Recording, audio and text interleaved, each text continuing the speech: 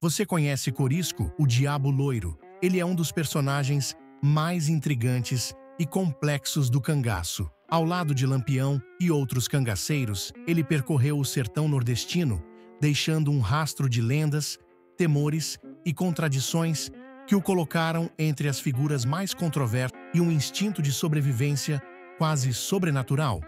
Hoje, vamos conhecer os detalhes da vida deste homem. Cristino Gomes da Silva Cleto, conhecido como Corisco, ele ingressou no cangaço em 1926, após a fracassada Revolta Paulista de 1924, da qual participou e que buscou a queda do governo federal. Essa revolta se estendeu por 2 anos.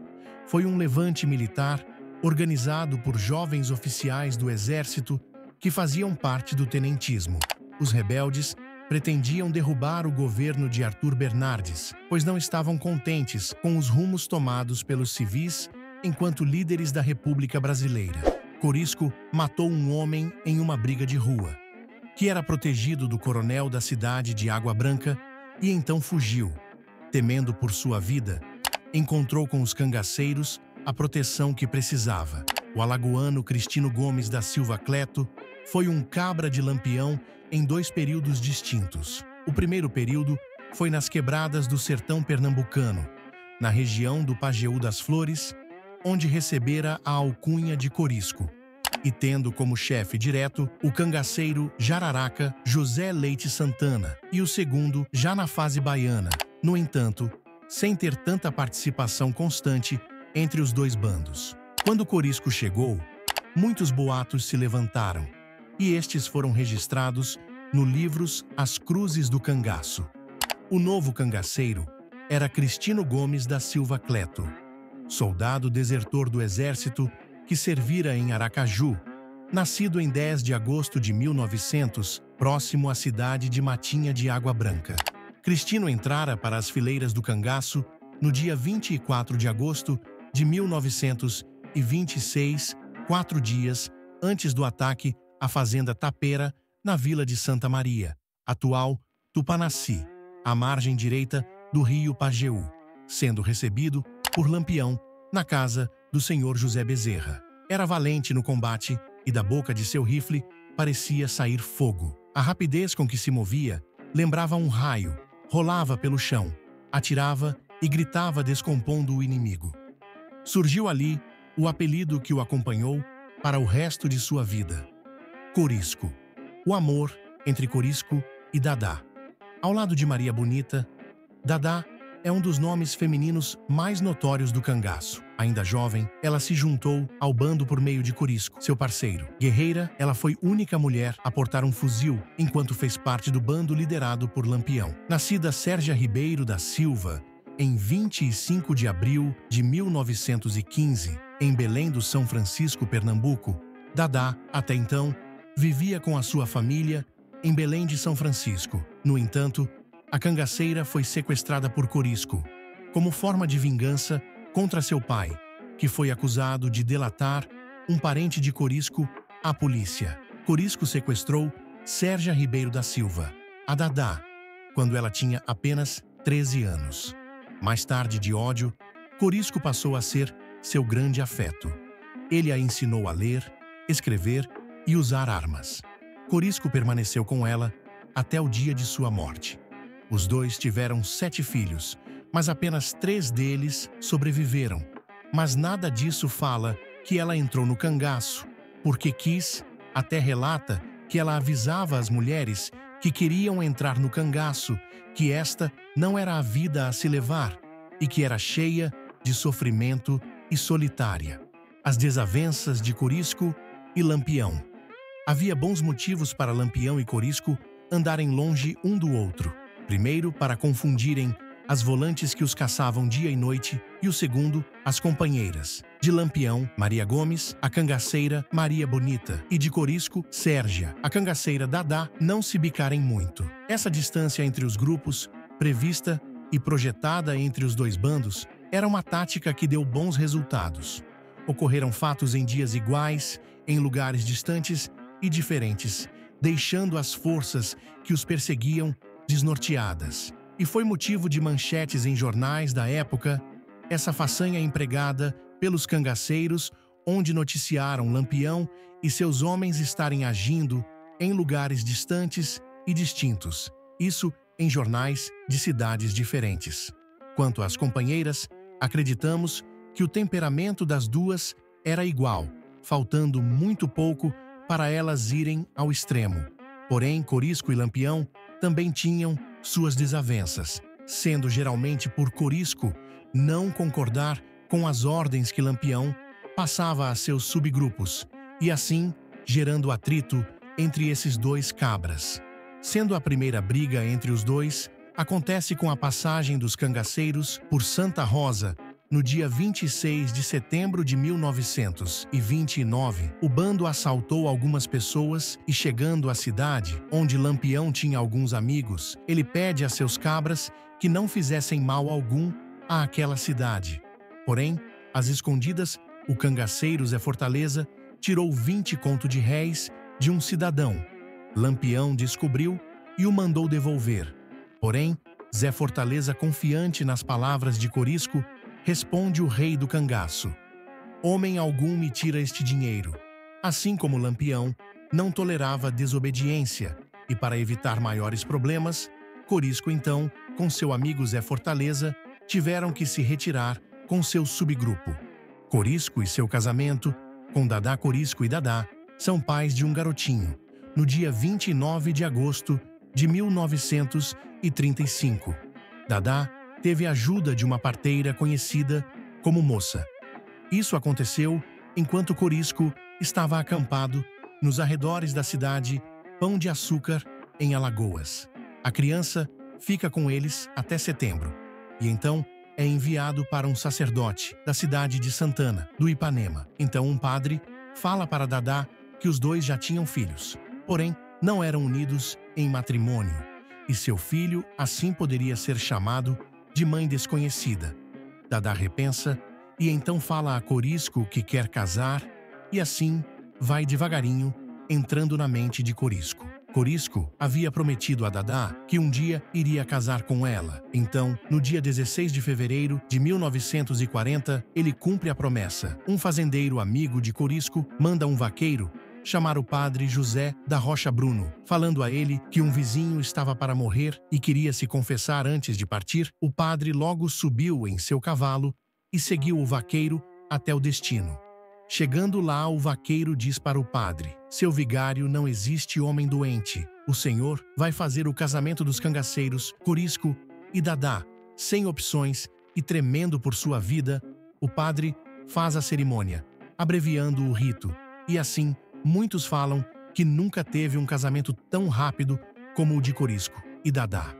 Assumir o cangaço, com o fim de Lampião na emboscada de Angico, também conhecida como Massacre de Angico, foi um evento que ocorreu em 28 de julho de 1938, na fazenda Angicos, no atual município de Poço Redondo, em Sergipe. O massacre marcou o fim da carreira do cangaceiro Lampião e de outros membros do seu bando. Muitos boatos sobre esta emboscada foram criadas. A primeira é que um dos coiteiros de Lampião o traiu, delatando e levando os volantes da época até o local onde os cangaceiros estavam.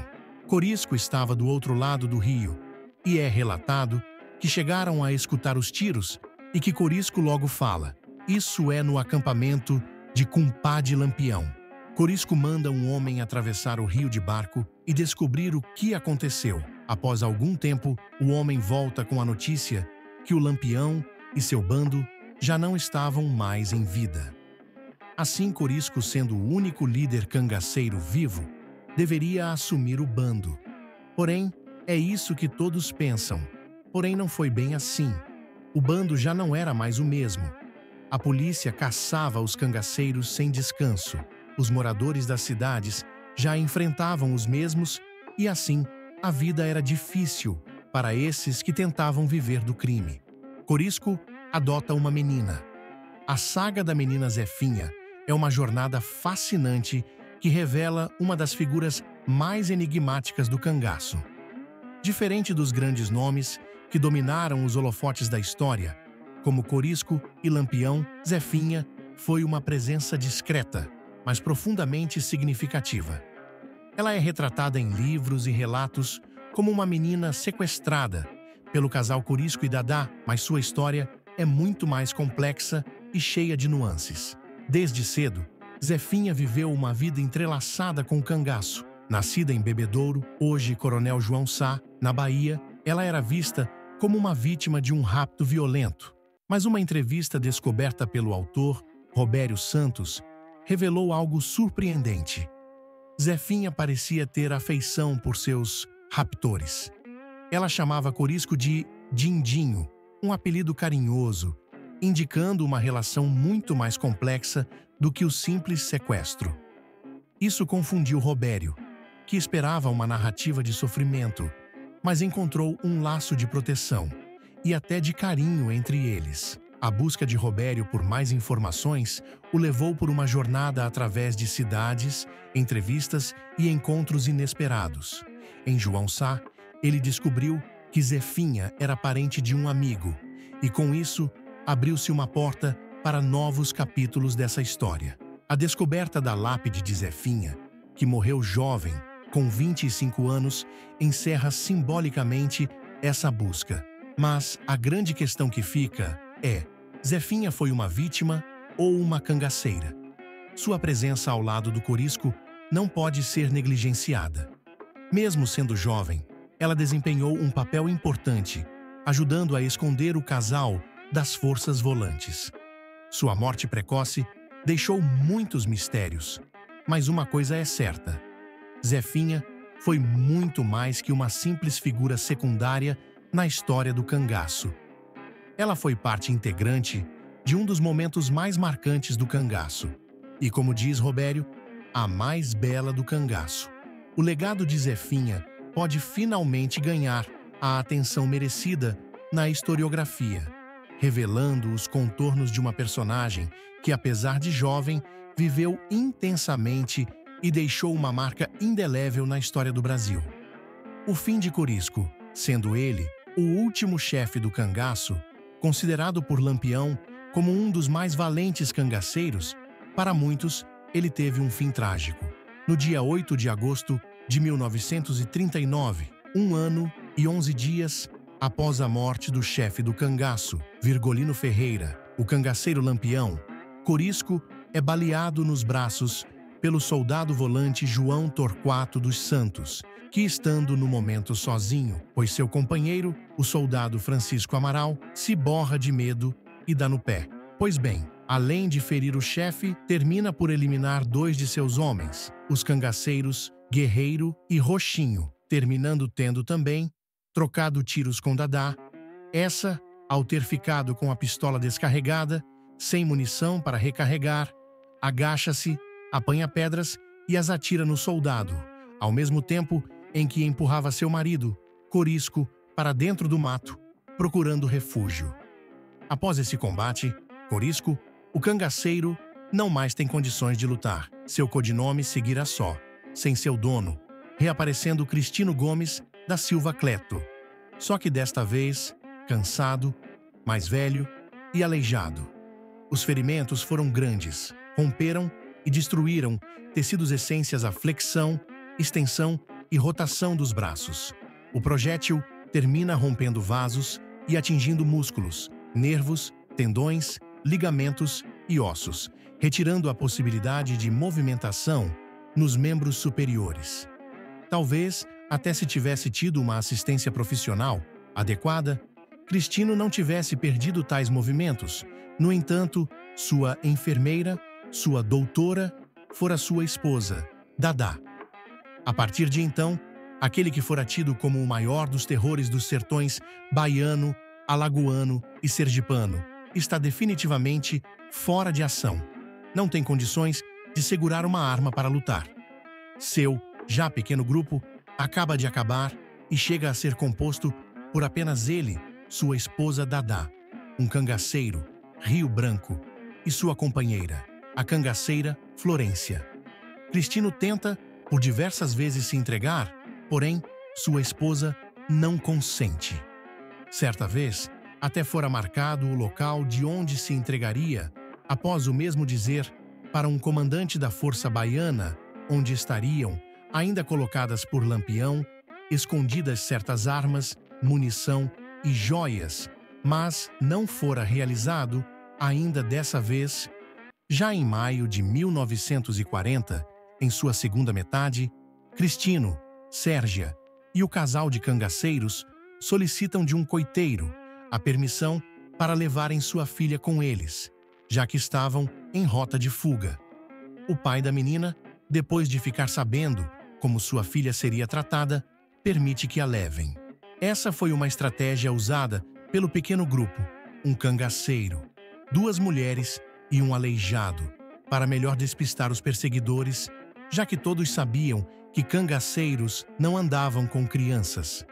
Trocam de nomes, ensinam como a menina deveria chamá-los e danam-se de Bahia adentro, em busca da liberdade.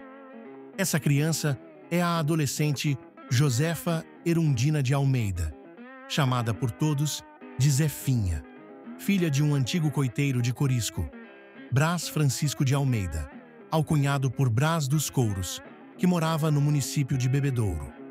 Em 1940, o governo Vargas promulgou uma lei concedendo anistia a todos os cangaceiros que se rendessem. Corisco e sua mulher Dadá já haviam decidido deixar o cangaço desde 1939, quando no ano seguinte estavam em Barra do Mendes, na Bahia, em um povoado denominado Fazenda Pacheco. O casal repousava em uma casa de farinha após almoçarem. O ataque foi comandado pela volante de Zé Rufino, juntamente com o tenente José Otávio de Sena. Corisco foi surpreendido, mas não se entregou, dizendo a Rufino que não era homem de se entregar. Foi metralhado na barriga, deixando seu intestino fora do abdômen, ainda vivendo por 10 horas depois da rajada de tiros. Dadá, atingida na perna, precisou amputar o membro. Com as mortes de Lampião e Corisco, o cangaço nordestino enfraqueceu-se e acabou se extinguindo. Corisco foi enterrado no Cemitério da Consolação, em Miguel Calmon, na Bahia. Sua cabeça ficou exposta durante 30 anos no Museu Nina Rodrigues, ao lado das cabeças de Lampião e Maria Bonita. Porém, seus restos mortais foram exumados e cremados a mando de seu filho.